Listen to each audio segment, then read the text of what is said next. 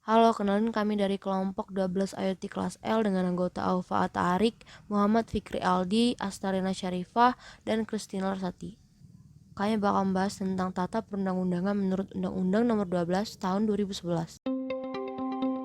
Pancasila merupakan sumber segala sumber hukum negara. Mengapa? Dijelaskan pada Pasal 2 UU 12 tahun 2011 yang berbunyi, Pancasila merupakan sumber segala sumber hukum negara.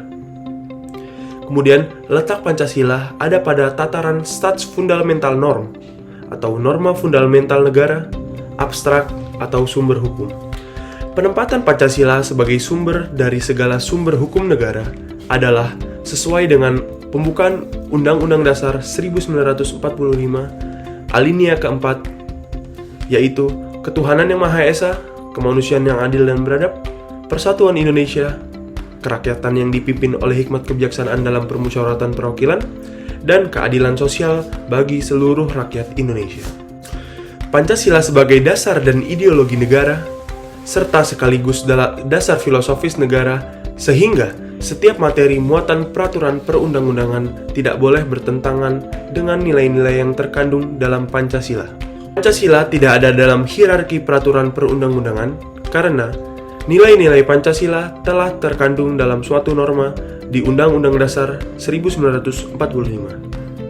Hal ini sesuai dengan bunyi Pasal 3 Ayat 1 UU 12 tahun 2011, Undang-Undang Dasar Negara Republik Indonesia tahun 1945 merupakan hukum dasar dalam peraturan perundang-undangan. Hukum dasar yang dimaksud ini adalah norma dasar bagi pembentukan peraturan perundang-undangan yang merupakan sumber hukum bagi pembentukan peraturan perundang-undangan di bawah Undang-Undang Dasar 1945. UUD Negara Republik Indonesia tahun 1945 adalah hukum dasar atau konstitusi yang tertulis, merupakan peraturan negara tertinggi dalam tata urutan peraturan perundang-undangan nasional. TAP MPR atau Ketetapan MPR adalah suatu bentuk keputusan yang dikeluarkan oleh MPR serta mempunyai kekuatan hukum, mengikat keluar dan ke dalam MPR. Tujuan dari pembentukan ketetapan MPR ini adalah untuk meninjau materi dan status hukum setiap TAP MPRS dan TAP MPR, menetapkan keberadaan atau eksistensi dari TAP MPRS dan TAP MPR untuk saat ini dan masa yang akan datang, serta untuk memberi kepastian hukum. Sebelum dilakukannya amandemen, MPR merupakan lembaga tertinggi sebagai pemegang dan pelaksana sepenuhnya kedaulatan rakyat. Namun, setelah amandemen, MPR berkedudukan sebagai lembaga tinggi yang setara dengan lembaga tinggi lainnya seperti lembaga kepresidenan, DPR, DPD, BPK, MA, dan MK. Dan di urutan selanjutnya adalah undang-undang atau PER-PPU. Undang-undang adalah peraturan perundang-undangan yang dibentuk oleh Dewan Perwakilan Rakyat atau DPR dengan persetujuan bersama Presiden. PER-PPU adalah peraturan perundang-undangan yang ditetapkan oleh Presiden dalam hal ihwal kegentingan yang memaksa.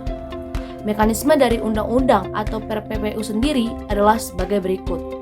Yang pertama, PER-PPU diajukan ke DPR dalam persidangan.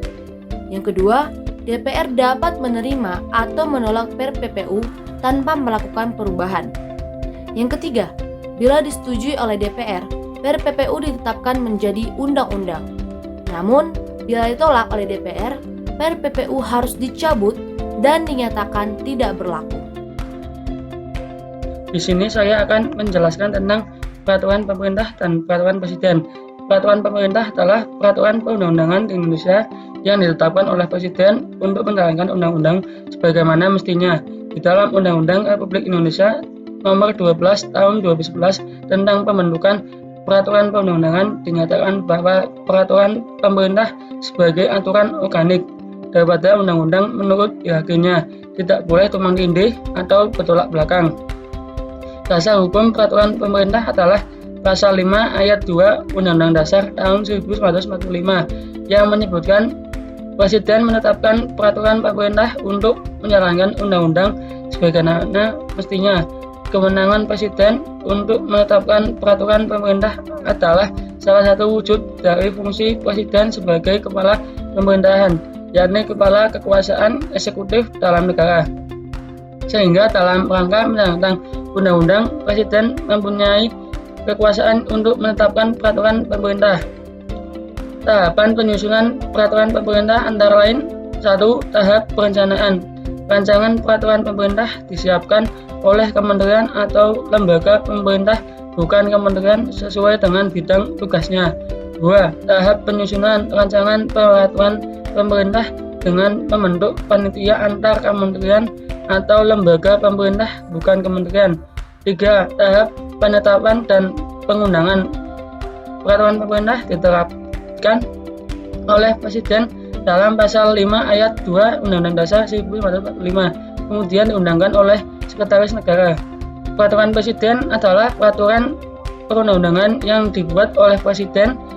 Peraturan Presiden merupakan jenis peraturan perundang-undangan yang baru di Indonesia, yakni sejak diberlakunya Undang-Undang Nomor 10 Tahun 2004. Proses penyusunan peraturan Presiden ditegaskan pada pasal 55 Undang-Undang Nomor 12 Tahun 2011, yakni 1. Pembentukan panitia antar kementerian atau lembaga pemerintahan non-kementerian oleh pengusul.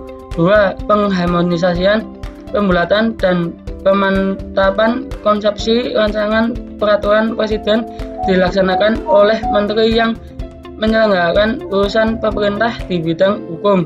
Ketiga, pengesahan dan penetapan oleh Presiden.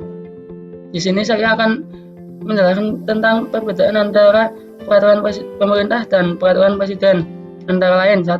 Peraturan pemerintah adalah peraturan yang setingkat lebih rendah daripada undang-undang atau perpu, dibentuk untuk menjelaskan secara teknis pelaksanaan undang-undang, namun bisa dibentuk tanpa delegasi dari undang-undang.